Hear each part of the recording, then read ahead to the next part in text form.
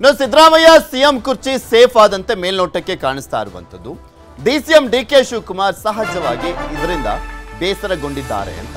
ಅಂದ್ರೆ ಅಧಿಕಾರ ಹಂಚಿಕೆ ಒಪ್ಪಂದ ಆಗಿದ್ದೇ ಆದ್ರೆ ಸಹಜವಾಗಿ ಬೇಸರ ಆಗಿರುತ್ತೆ. ಎರಡೂವರೆ ವರ್ಷ ತೀರ್ಮಾನ ಆಗಿದ್ದರೆ ದೆಹಲಿಯಲ್ಲೇ ಬೀಡು ಬಿಟ್ಟಿರುವಂತದ್ದು ಡಿಸಿಎಂ ಡಿಕೆ ಶಿವಕುಮಾರ್ ಅವರು ಕೆಪಿಸಿಸಿ ಅಧ್ಯಕ್ಷ ಸ್ಥಾನ ಉಳಿಸಿಕೊಳ್ಳುವಂತ ನಿಟ್ಟಿನಲ್ಲೂ ಕೂಡ ಸರ್ಕಸ್ ಅಂತ ಹೇಳಲಾಗ್ತದೆ.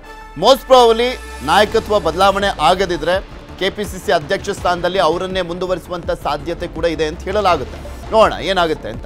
ಸಿಎಂ ಸ್ಥಾನದ ಬಗ್ಗೆ ಸ್ಪಷ್ಟತೆಯನ್ನ ಕೇಳಲಿಕ್ಕೆ ಡಿಕೆ ಶಿವಕುಮಾರ್ ಅವರು ಪ್ರಯತ್ನ ಪಡ್ತಾ ಇದ್ದಾರೆ ಅಂತ. ಸಿಎಂ ಮುಂದೆನೇ ಸ್ಪಷ್ಟತೆ ಪಡೆಯುವಂತ ತಂತ್ರ. ಈಗ ಸಿಎಂ ಆಗದಿದ್ರೆ ಮುಂದೆ ಯಾವಾಗ ಓಕೆ ಇವಾಗ ಪರಿಸ್ಥಿತಿ ಸರಿ ಇಲ್ಲ ಅಂತ ಅನ್ಕೊಳ್ಳೋಣ, ಹಾಗಾದ್ರೆ ಮುಂದೆ ಯಾವಾಗ ಬಿಟ್ಕೊಡ್ತೀರಾ ಅಂತ ಕೇಳ್ತಾರಾ ಗೊತ್ತಿಲ್ಲ. ಅದು ಸಿಎಂ ಸಮ್ಮುಖದಲ್ಲೇ ಆಗುವಂತ ಸಾಧ್ಯತೆ. ಸಿಎಂ ಜೊತೆಗೆ ಇಂದು ವರಿಷ್ಠರ ಭೇಟಿಗೆ ನಿರ್ಧಾರ ಅಂತ ಹೇಳಲಾಗ್ತದೆ. ಆಪ್ತರಿಗೆ ಸಂಪುಟದಲ್ಲಿ ಹೆಚ್ಚಿನ ಸ್ಥಾನ ಕೊಡಿಸುವಂತ ತಂತ್ರ ಕೂಡ ಇದೆ. ಈಗ ಸದ್ಯಕ್ಕೆ ಬೇಡಪ್ಪ, ಸಂಪುಟ ಪುನರ್ರಚನೆ ಆಗಲಿ ಮುಂದೆ ನೋಡೋಣ ಅಂತ ಹೇಳಿದ್ರೆ ಇವರ ಕಡೆಯವರೆಗೂ ಕೂಡ ಸಂಪುಟ ಪುನರ್ರಚನೆಯ ಸಂದರ್ಭದಲ್ಲಿ ಕೆಪಿಸಿಸಿ ಅಧ್ಯಕ್ಷರಲ್ವಾ, ಅಧಿಕಾರಕ್ಕೆ ಬರುವಂತ ನಿಟ್ಟಿನಲ್ಲಿ ಇವ್ರದ್ದು ಕೂಡ 50% ಪಾತ್ರ ಇದೆ ಅಲ್ವಾ ಡಿಕೆ ಶಿವಕುಮಾರ್ ಅವ್ರದ್ದು. ಸೊ ಹೀಗಾಗಿ ಇವ್ರದ್ದು ಒಂದು ಲಿಸ್ಟ್ ಇದ್ದಂತೆ ಕಾಣಿಸ್ತಾ ಇದೆ, ಅಕಸ್ಮಾತ್ ಈಗ ನಾಯಕತ್ವ ಬದಲಾವಣೆ ಆಗದೇ ಇದ್ರೆ. ಇದೆಲ್ಲದ್ರ ಬಗ್ಗೆನೂ ಕೂಡ ಮತ್ತಷ್ಟು ಮಾಹಿತಿಯನ್ನ ಕೊಡ್ತಾ ಹೋಗ್ತಾರೆ ನಮ್ಮ ಪೊಲಿಟಿಕಲ್ ಬ್ಯೂರೋ ಮುಖ್ಯಸ್ಥರಾಗಿರುವಂತ ಚಿದಾನ್ ಪಟೇಲ್ ನಮ್ಮ ಜೊತೆ ನೇರ ಸಂಪರ್ಕದಲ್ಲಿ ಜಾಯ್ನ್ ಆಗಿದ್ದಾರೆ.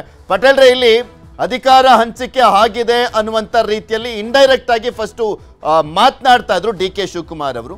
ಆದರೆ ಯಾವಾಗ ಅನ್ನುವಂಥದ್ದು ಗೊತ್ತಿಲ್ಲ. ಆದರೆ ಬಿಹಾರ ಎಲೆಕ್ಷನ್ ಎಫೆಕ್ಟ್ನಿಂದಾಗಿ ಸದ್ಯಕ್ಕೆ ಕುರ್ಚಿ ಸೇಫ್ ಅಂತ ಕೂಡ ಹೇಳಲಾಗ್ತಾ ಇದೆ ಸಿದ್ದರಾಮಯ್ಯನವ್ರದ್ದು. ಹಾಗಿದ್ರೆ ಮುಂದೆ ಯಾವಾಗ ಬದಲಾವಣೆ ಆಗುತ್ತೆ ಅನ್ನುವಂಥದ್ರ ಬಗ್ಗೆ ಸಿದ್ದರಾಮಯ್ಯನವ್ರ ಜೊತೆ ಅವರು ನಿರ್ಧಾರ ಮಾಡ್ತಾರೆ ಅಂತ ಹೇಳಲಾಗ್ತಾ ಇದೆಯಲ್ಲ, ಹೈಕಮಾಂಡ್ ಜೊತೆ ಇಬ್ಬರು ನಾಯಕರು ಒಟ್ಟಿಗೆ ಕಾಣಿಸ್ಕೊಳ್ಳಿದ್ದಾರಾ? ಅದಕ್ಕೇನಾದರೂ ಟೈಮ್ ಕೇಳಲಾಗಿದೆಯಾ? ಪುನರ್ರಚನೆ ವಿಚಾರಕ್ಕೆ ಇವ್ರದ್ದು ಒಂದು ಲಿಸ್ಟ್ ರೆಡಿ ಆಗಿದೆಯಾ? ರಾಜ್ಯದಲ್ಲಿ ಹಲವಾರು ಸಮಸ್ಯೆಗಳಿರ್ತಕ್ಕಂಥದ್ದು, ಕಬ್ಬು ಬೆಳೆಗಾರರು ಕೂಡ ಹೋರಾಟವನ್ನು ಮಾಡ್ತಿರ್ತಕ್ಕಂಥದ್ದು, ರಾಜ್ಯದ ರೈತರಿಗೆ ಎಲ್ಲೊಂದು ಕಡೆ ಅತಿವೃಷ್ಟಿಯಿಂದ ತತ್ತರಿಸಿರ್ತಕ್ಕಂಥದ್ದು, ರಾಜ್ಯದ ಅಭಿವೃದ್ಧಿಗಳ ಬಗ್ಗೆ ತಲೆ ಹಾಕಬೇಕಂತ ಸರ್ಕಾರ, ಇಡೀ ಸರ್ಕಾರ ದೆಹಲಿಯಲ್ಲಿ ಅಧಿಕಾರದ ಕುರ್ಚಿಗಾಗಿ ನಾಟಕವನ್ನು ಆಡ್ತಿರೋದು ಒಂದು ಭಾಗ. ಇದು ರಾಜ್ಯದ ಮತದಾರರು ನಾಚಿಸುವಂಥ ಕೆಲಸ ಅಂತ ಹೇಳಿದ್ರೆ ತಪ್ಪಾಗಲಾರ್ದು.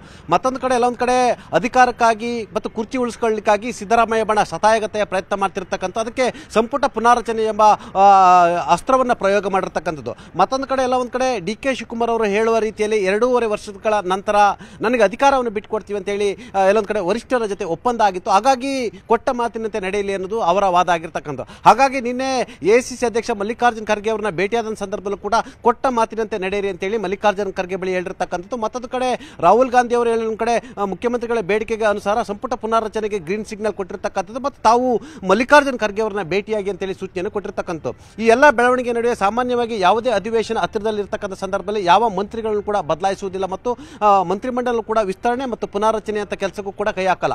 ಆದರೆ ಡಿಸೆಂಬರ್ 8ರಿಂದ ಬೆಳಗಾವಿಯಲ್ಲಿ ಚಳಿಗಾಲದ ಅಧಿವೇಶನ ಇರತಕ್ಕಂಥದ್ದು. ಹಾಗಾಗಿ ಇಂಥ ಸಂದರ್ಭದಲ್ಲಿ ಎಲ್ಲೊಂದು ಕಡೆ ಮಂತ್ರಿಮಂಡಲ ಪುನರ್ರಚನೆ ಆಗುತ್ತಾ ಎಂಬುದು ಹಲವಾರು ಅನುಮಾನಗಳು ಕೂಡ ಎಡೆ ಮಾಡಿಕೊಟ್ಟಿರುವಂಥದ್ದು. ಯಾಕಂತ ಹೇಳಿದ್ರೆ ಖರ್ಗೆ ಅವರ ಜೊತೆ ಚರ್ಚಿಸಿದ ನಂತರ ಕೂಡ ಎಲ್ಲೊಂದು ಕಡೆ ಇನ್ನು ಕೆಲವೇ ದಿನಗಳಲ್ಲಿ ಬೆಳಗಾವಿ ಅಧಿವೇಶನ ಇರೋದ್ರಿಂದ ಎಲ್ಲೊಂದು ಕಡೆ ಸಂಪುಟ ಪುನರ್ರಚನೆ ಎಲ್ಲೊಂದು ಕಡೆ ಅನುಮಾನ ಅನ್ನೋ ಒಂದು ಮಾತು ಕೂಡ ಕೇಳಿ ಬರ್ತಿರ್ತಕ್ಕಂಥ. ಆ ಮುಖಾಂತರ ಎಲ್ಲೊಂದು ಕಡೆ ಅದು ಅನುಮಾನವಾದರೂ ಆಗ್ಬೋದು, ನಿಜವಾದರೂ ಆಗ್ಬೋದು. ಅದು ಸದ್ಯಕ್ಕೆ ತನ್ನ ಕುರ್ಚಿಯನ್ನು ಉಳಿಸುವ ಸತಪ್ರಯತ್ನದ ಕಾರಣಕ್ಕಾಗಿ ಮುಖ್ಯಮಂತ್ರಿ ಸಿದ್ದರಾಮಯ್ಯ ಇದೀಗ ಪುನರ್ರಚನೆಯನ್ನ ಮುಂದೊಡ್ಡಿರ್ತಕ್ಕಂಥದ್ದು. ಆ ಮುಖಾಂತರ ಎಲ್ಲೊಂದು ಕಡೆ ಸದ್ಯಕ್ಕೆ ಮುಖ್ಯಮಂತ್ರಿಗಳ ಕುರ್ಚಿ ಸೇಫ್ ಅಂತಲೇ ಹೇಳಿರ್ತಕ್ಕಂಥದ್ದು. ಎಲ್ಲೊಂದು ಕಡೆ ಸಂಪುಟ ಪುನರ್ರಚನೆ ಮುಂದೂಡಿದಷ್ಟು ಕೂಡ ಎಲ್ಲೊಂದು ಕಡೆ ರಾಜಕೀಯವಾಗಿ ಡಿ ಕೆ ಶಿವಕುಮಾರ್ಗೆ ಲಾಭ ಮತ್ತು ತಮ್ಮ ಬೇಡಿಕೆಯನ್ನು ಕ್ಲೈಮ್ ಮಾಡ್ಲಿಕ್ಕೆ ಕೂಡ ಇದು ಅನುಕೂಲ ಎಂಬ ಮಾತು ಕೂಡ ಕೇಳಿ ಬಂದಿರುವಂಥದ್ದು. ಹಾಗಾಗಿ ಸಂಪುಟ ಪುನರ್ರಚನೆ ಅನ್ನೋದು ಎಲ್ಲ ಆಗದೇ ಇದ್ರೂ ಕೂಡ ಡಿ ಕೆ ಶಿವಕುಮಾರ್ ಅದು ಒಳ್ಳೆಯದಾಗಿರ್ತಕ್ಕಂಥದ್ದು. ಮತ್ತು ಪುನರ್ರಚನೆ ಆದರೆ ಎಲ್ಲೊಂದು ಕಡೆ ಮುಖ್ಯಮಂತ್ರಿಗಳ ಎಲ್ಲೊಂದು ಕಡೆ ಈ ಬೇಡಿಕೆಯನ್ನು ಈಡೇರಿಸಲಿಕ್ಕೆ ಕೂಡ ಎಲ್ಲೊಂದು ಕಡೆ ಹೈಕಮಾಂಡ್ ಕೂಡ ಕಷ್ಟ ಆಗುತ್ತೆ ಎಂಬ ಮಾತು ಕೂಡ ಕೇಳಿ ಬಂದಿರುವಂಥದ್ದು. ಸದ್ಯಕ್ಕೆ ಒಂದು ಕಡೆ ಶತಾಯಗತೆಯ ಸಂಪುಟ ಪುನರ್ರಚನೆ ಮಾಡಲಿಕ್ಕೆ ಮುಂದಾಗಿರ್ತಕ್ಕಂಥ ಮುಖ್ಯಮಂತ್ರಿಗಳು